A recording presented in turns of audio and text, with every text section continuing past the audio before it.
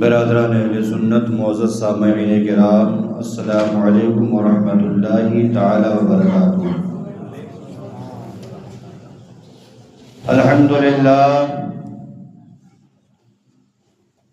الحمدللہ رب العالمین والعاقبۃ للمتقین والصلاة والسلام علی سید المرسلین وعلى آلہ وأصحابہ وأزواجہ وذریاتہ وأہل بیتہ اجمعین، اما بعد فاعوذ باللہ من الشیطان الرجیم، بسم اللہ الرحمن الرحیم۔ وَاعْلَمُوا أَنَّمَا أَمْوَالُكُمْ وَأَوْلَادُكُمْ فِتْنَةٌ وَأَنَّ اللَّهَ عِندَهُ أَجْرٌ عَظِيمٌ۔ صدق اللہ العظیم وبلغنا رسولہ النبی الامین المتین المبین الکریم، ونحن علی ذلک لمن الشاہدین والشاکرین، والحمد للہ رب العالمین۔ عزیزان گرامی،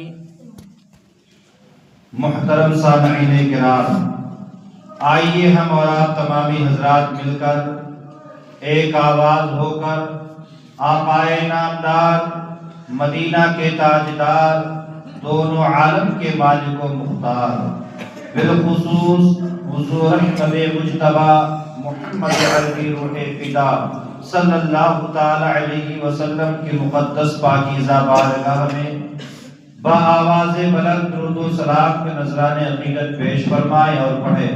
اللہم صل علی سیدنا شفیعنا حبیبنا مولانا محمد بارک وسلم، صلاۃ و سلام علیک یا رسول اللہ صلی اللہ تعالی علیہ وسلم۔ حضرات گرامی، اللہ تبارک و تعالی جل مجدہ الکریم نے قرآن عظیم فرقان حمید میں ارشاد فرمایا کہ وَعْلَمُوا، جان رکھو، انما اموالکم و اولادکم فتنہ، کہ بے شک تمہاری اولاد اور تمہارا مال یہ فتنہ ہے۔ فتنہ کا مطلب آزمائش۔ عزیزان گرامی، اللہ تبارک و تعالی نے ہمیں مال و دولت اور ساتھ ہی ساتھ اولاد جیسی عظیم نعمت سے نوازا ہے۔ یہ اس کی بڑی مہربانی، اس کا بڑا کرم ہے۔ لیکن دوسری جگہ خود کلام پاک فرقان حمید میں خود ہی ارشاد فرماتا ہے کہ یہ مال اور اولاد کیا ہے؟ فتنہ ہے۔ اگر کوئی کہانی ہوتی، کوئی قصہ ہوتا، یا کسی کا قول ہوتا، یا کسی نے کہا ہوتا تو آدمی اعتراض کر سکتا تھا۔ کسی انسان کا اگر یہ فرمان ہوتا تو آدمی اعتراض کر سکتا تھا کہ مال اور اولاد فتنہ کیسے ہو سکتے ہیں؟ مال تو نعمت اولاد تو نعمت ہوتی ہے، مال بھی نعمت ہوتی ہے۔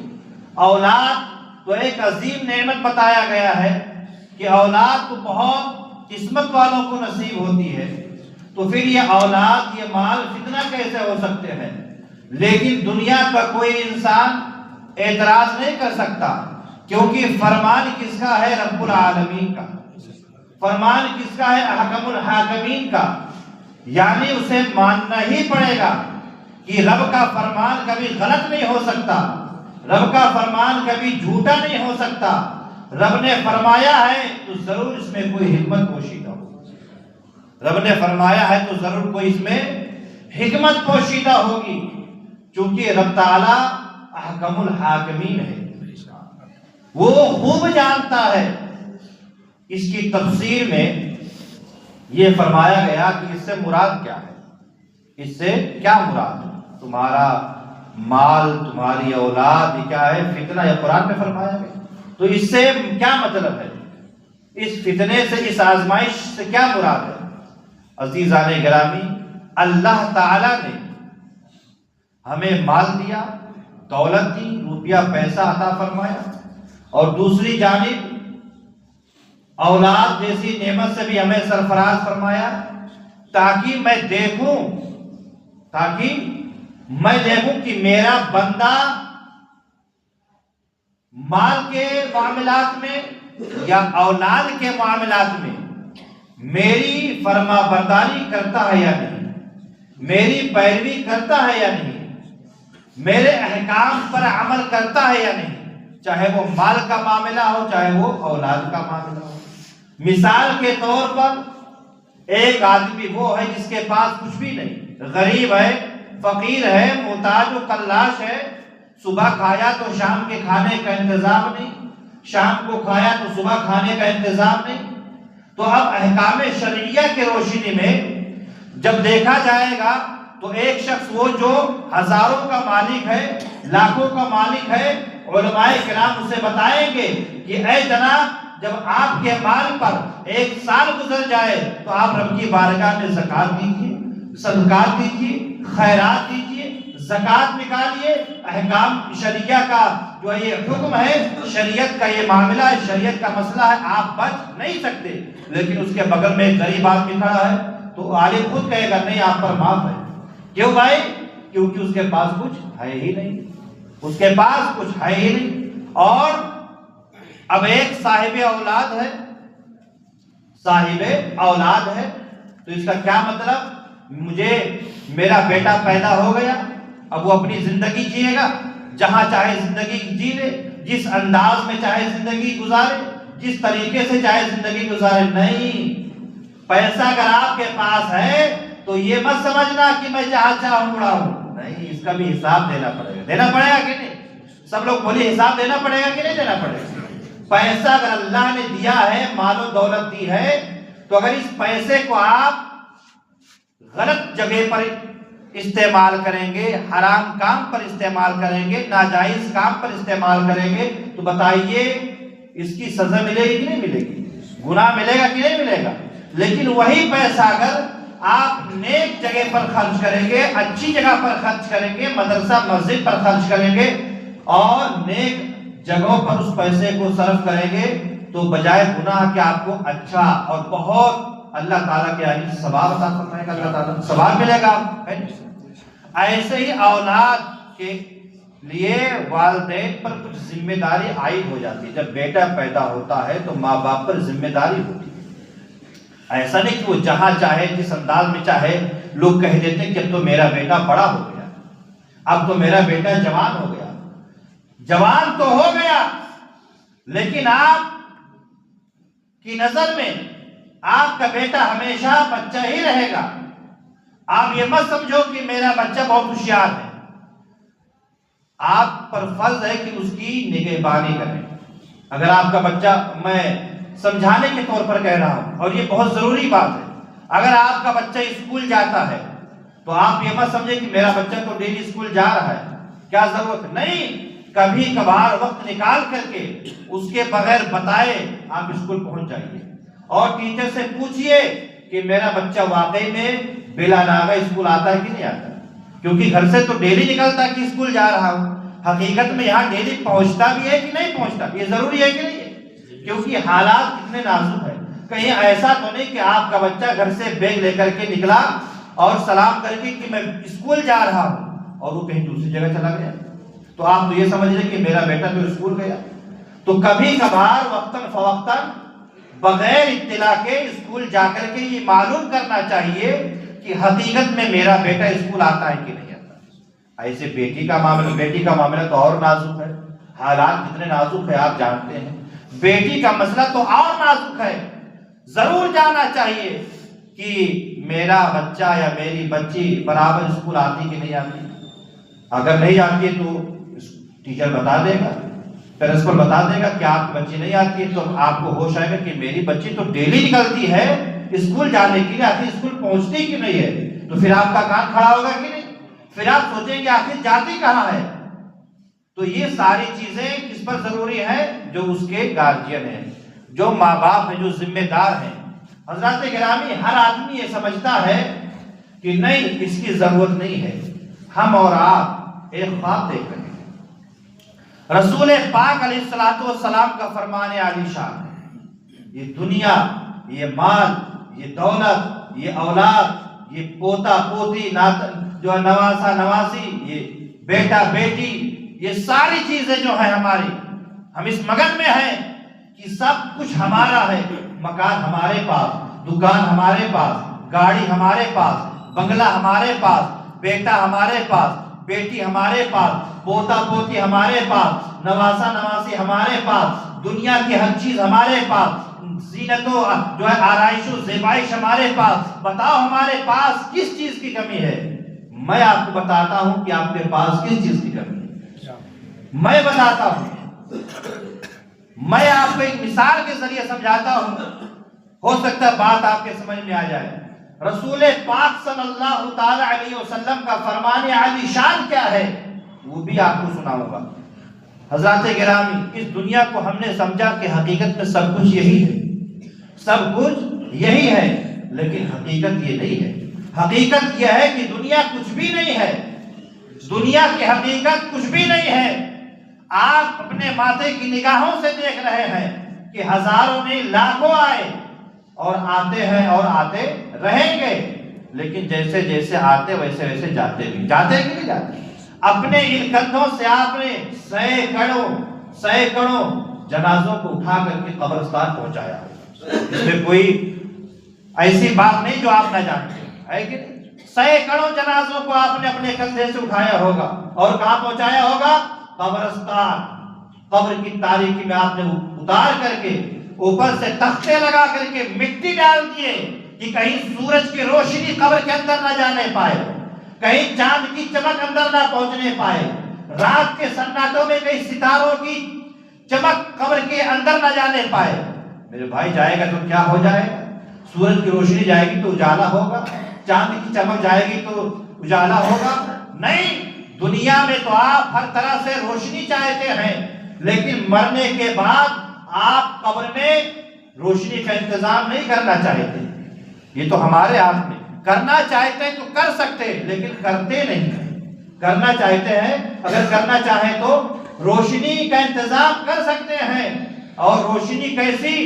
خدا کی قسم، یہ دنیا کی روشنی تو ایسی ہے کہ اگر لائٹ چلی جائے رات میں تو اندھیرا ہو جائے گا، لائٹ چلی جائے تو اندھیرا ہو جائے گا، چراغ بجھ جائے تو اندھیرا ہو جائے گا، لائٹ بند ہو جائے تو اندھیرا ہو جائے گا۔ اور اس کی روشنی ایسی کہ بس جہاں لائٹ جل رہی ہے تھوڑی دور کو روشن کر سکتا ہے۔ لیکن اگر آپ چاہیں تو اپنی قبر کو ایسا روشن اور تابناک بنا دے کہ چاند کی چاندنی پھیکی پڑ جائے، چاند کی چمک پھیکی پڑ جائے، اور آپ کی قبر ایسی روشن اور منور ہو جائے کہ صبح قیامت تک آپ اپنی قبر میں لیٹے رہیں اور ہر چہار جانب سے جنت کی خوشبو، جنت کی ہوائیں آپ کو گزرے جاتے سناتی ہیں۔ لیکن اس کے لیے بڑی محنت کرنی پڑے گی۔ شرط یہ ہے کہ آپ کو صبح 6 بجے اٹھنا پڑے گا۔ 8 بجے اگر آپ اٹھیں گے سو کر کے تو آپ جنت میں روشنی پیدا نہیں کر سکتے ہیں۔ جنت میں کیا، دنیا جو قبر میں کیا، دنیا میں روشنی پیدا نہیں ہوگی، آپ کو روزی نہیں ملے گی۔ روزی اگر آپ 9 بجے سو کر اٹھیں گے، 10 بجے 11 بجے گھر سے نکلیں گے، تو جو صبح 6 بجے گھر سے نکل کر کے روزی تلاش کرتے ہیں ان سے پوچھو کہ اگر کوئی 9 بجے آئے تو اسے روزی ملے گی؟ دھتکار کر کے بھگا دیے جاؤ گے، کوئی اپنے گھر پر مزدوری کے لیے لگنے کے لیے تیار نہیں۔ اللہ تبارک و تعالی آپ سے کتنی محبت فرماتا ہے کہ جب ساری دنیا کے لوگ سوتے ہوں، محو خواب ہوں، غفلت کی نیند، غفلت کی چادر میں لپٹے ہوئے ہوں، تو رب تعالیٰ آپ سے یہ چاہتا ہے کہ اے میرے بندے، تو صبح سویرے اٹھ، اپنے چہرے کو دھل، اپنے ہاتھ کو دھل، اپنے پاؤں کو دھل، تر و تازہ ہو جا، اور پھر میری بارگاہ میں سجدہ ریز ہو جا، سجدہ ریز ہو جا۔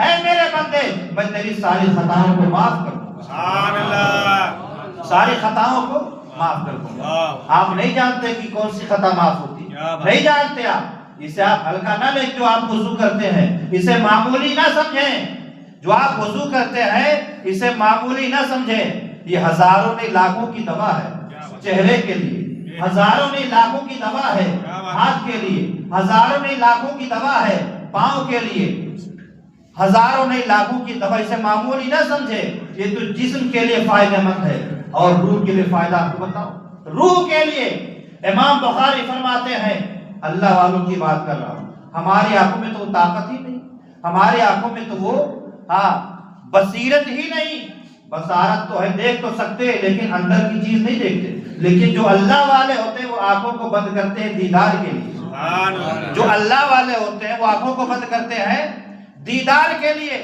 فرماتے ہیں کہ میں وضو خانے پر بیٹھا تھا، ایک شخص آیا، جب وضو کرنے لگا تو میں نے اس سے کہا جناب اپنے گناہوں سے آپ توبہ کر لیجیے، گناہوں سے آپ توبہ کر لیجیے۔ وہ کہنے لگا جناب میں نے کیا گناہ کر لیا، میں تو نماز پڑھنے کے لیے مسجد آیا، وضو بنا رہا ہوں، مجھ سے کون سا گناہ صادر ہو گیا؟ کہا گناہ سے توبہ کر لیجیے، جب تو چہرہ دھل رہا ہے تو تیری آنکھوں سے جو پانی گر رہا ہے اس میں زنا کے اثر نظر آ رہے ہیں، اس میں زنا کے اثر نظر آ رہے ہیں، یعنی تو نے گندی نیت سے کسی خاتون کو دیکھا ہے، تو نے گندی نیت سے کسی خاتون کو دیکھا ہے، کتابوں کے اندر ہے، بلکہ کتاب کیا حدیث شریف کے اندر ہے کہ جب بندہ وضو کرتا ہے تو آنکھ کے اوپر جو پلک نہیں، پلک اس سے بھی گناہ جھڑ جاتے ہیں، اور پاؤں کے ناخون کے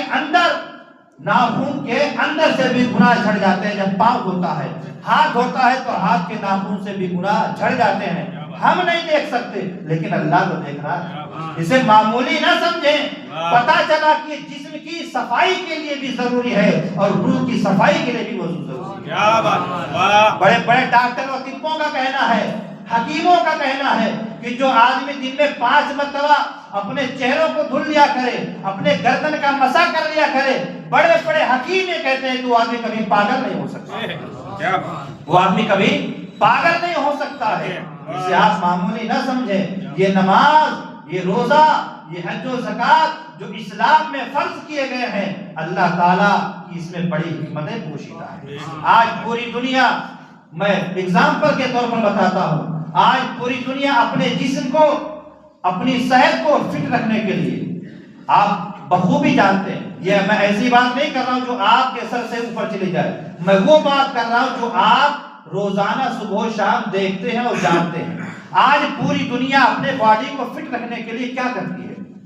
جم کرتی کہ نہیں؟ ورزش کرتی ہے، کوئی نیچے سے اوپر کود رہا ہے، کوئی اوپر سے نیچے کود رہا ہے، کوئی 50 کلو کا وزن ہاتھ پہ اٹھا رہا ہے، کوئی ٹیڑھا لیٹ رہا ہے، کوئی الٹا لیٹ رہا ہے، کوئی سیدھا لیٹ رہا ہے، کیوں؟ پیٹ اندر ہو جائے، باڈی فٹ ہو جائے، صحت مند ہو جاؤں، اچھا دکھنے لگوں، خوبصورت دکھنے لگوں۔ بتاؤ اسلام نے ہمیں کیا پیغام دیا ہے؟ اسلام ہمیں کیا سبق دے رہا ہے؟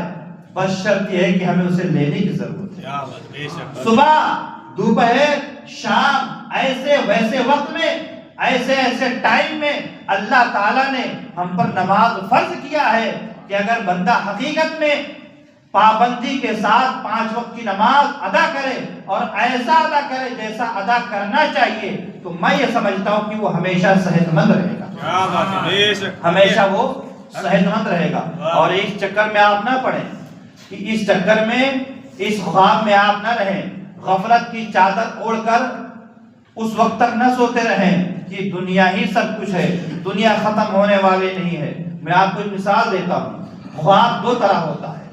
آدمی خواب دیکھتا ہے، ابھی اتنا کما لوں تو یہ کام کروں گا، اتنا کما لوں تو وہ کام کروں گا، اتنا کما لوں تو یہاں جاؤں گا، اتنا پیسہ کما لوں تو یہ کام کروں۔ سوچتا ہے کہ نہیں سوچتا؟ ہر آدمی، انسان کی فطرت ہوتی ہے کہ نہیں؟ انسان کی فطرت ہوتی ہے کہ اتنا پیسہ ہو جائے تو یہ کام کروں، اتنا پیسہ ہو جائے تو وہ کام کروں۔ میرے 2 بچے ہیں، انہیں یہاں لگاؤں گا، اسے وہاں لگاؤں گا، 5 بچے ہیں تو اس سے یہ کام کرواؤں گا، اس سے وہ کام کرواؤں گا۔ صبح اگر 6 بجے کی ڈیوٹی ہے تو باپ 5 بجے بیدار کر رہا ہے، والدہ بھی بیدار کرنے میں ساتھ دیتی ہے، لیکن بتاؤ آپ کے بیٹے کی عمر 25 سال ہو گئی، کیا کبھی آپ نے کہا بیٹا اٹھ چلا، ذرا فجر کی اذان ہو رہی، مسجد چل؟ کبھی نہیں کہا۔ تو یہ خواب ہے۔ میں اس کی مثال دیتا ہوں، مثال کے طور پر جب آدمی سوتا ہے، ایک آدمی ہے کہ سو گیا، جیسے مثال کے طور پر ہمارے نئی بھائی کو لے لیجیے، برا مت مانیے کہ مثال دے رہا ہوں۔ ابھی جب رات میں سوئے تو انسانی فطرت ہے کہ آدمی سونے میں خواب دیکھتا ہے، خواب دیکھتا ہے، اب یہ رات میں جب اپنے بستر پر سوئے تو کہاں لیٹے ہیں؟ اپنے گھر پہ، اپنے بستر پہ، اپنے کمرے میں لیٹے ہیں، لیکن انہوں نے یہ خواب دیکھا کہ میں گھر سے باہر نکلا، گاڑی میں بیٹھا اور میں سیدھا احمد آباد گیا۔ کہاں گیا؟ احمد آباد پہنچ گیا۔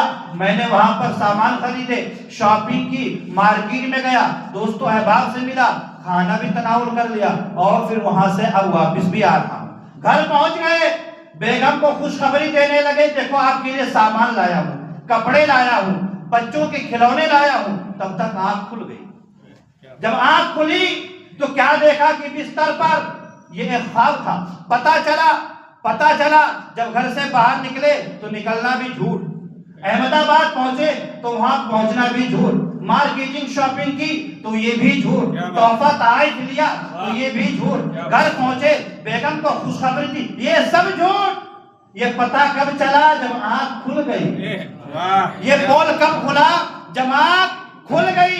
یہ تو چند گھنٹے کی خواب تھی، 1 گھنٹے کی، 2 گھنٹے کی خواب تھی، لیکن ایک ایسا خواب اور ہے جسے آدمی ذرا دیر تک دیکھتا ہے، جسے 50 سال خواب دیکھتا ہے، 60 سال خواب دیکھتا ہے، 70 سال خواب دیکھتا ہے، 80 سال خواب دیکھتا ہے۔ وہ خواب کون سا ہے؟ وہ خواب یہ ہے، ابھی میرے پاس 50,000 ہے، ابھی میرے پاس 1 لاکھ ہے، ابھی میرے پاس 5 لاکھ ہے، ابھی میرے پاس 3 بچے ہیں، ابھی میرے پاس 3 دکان ہے۔ یہ خواب دیکھتے دیکھتے اس کی عمر ہو گئی 50 سال، اس کی عمر ہو گئی 60 سال، اس کی عمر ہو گئی 70 سال، اس کی عمر ہو گئی 80 سال۔ اس کے پاس بیٹوں کے ساتھ ساتھ پوتے بھی آ گئے، بیٹی ہے تو نواسے بھی آ گئے، نواسے بھی آ گئے، دکان بھی ہو گیا، مکان بھی ہو گیا، گاڑی بھی ہو گیا، سر سامان بھی ہو گیا۔ خواب دیکھتا جا رہا ہے، خواب دیکھتا جا رہا ہے، اس کی عمر بڑھتی چلی جا رہی۔ اچانک آنکھ بند ہو گئی، اچانک آنکھ بند ہو گئی۔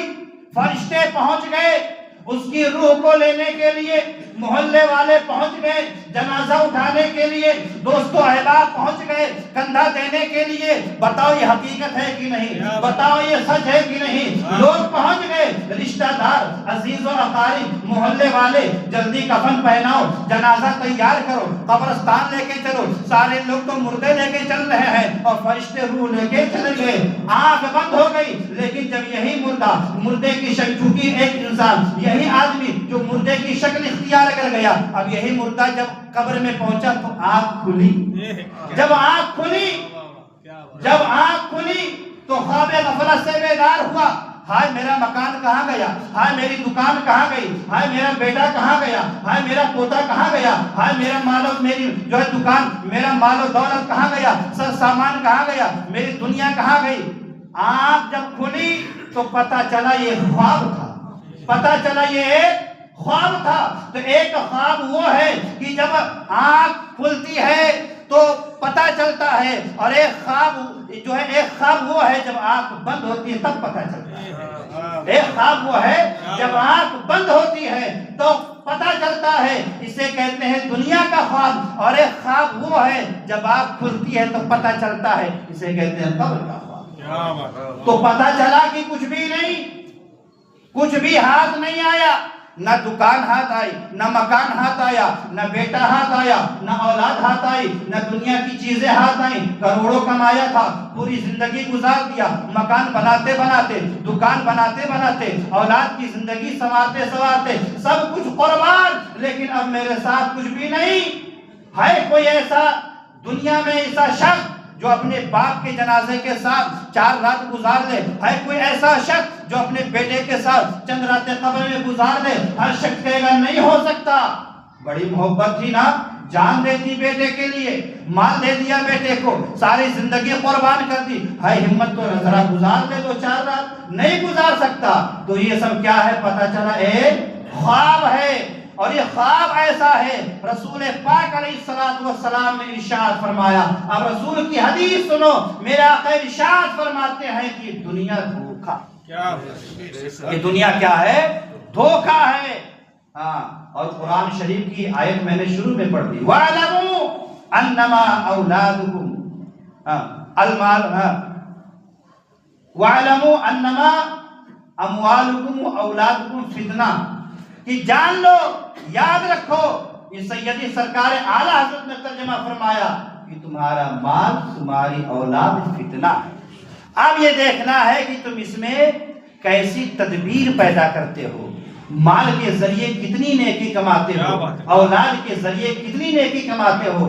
مال تمہارا ہے، اولاد تمہاری ہے، جیسی چاہو نیکی کما لو، چاہو تو جنت کی دہلیز تک پہنچا دو اور چاہو تو جہنم کے گڈھے میں ڈھکیل دو۔ یہ تمہارے اختیار میں اللہ تعالیٰ نے مال بھی دے دیا ہے، اولاد بھی دے دیا، چاہو تو جو چاہو اس سے فائدہ حاصل کرو۔ یہ تو ہاتھ ہے، یہ تو ہاتھ ہے، اللہ نے پیدا تو کیا اللہ نے، لیکن قبضے میں آپ کے دیا کہ نہیں؟ یہ ہاتھ حقیقت میں آپ اس کے مالک نہیں ہو۔ ایسا مت سمجھنا کہ میں اسے اڑا رہا ہوں، کتاب کے حوالے سے ایک نقطہ بول رہا ہوں۔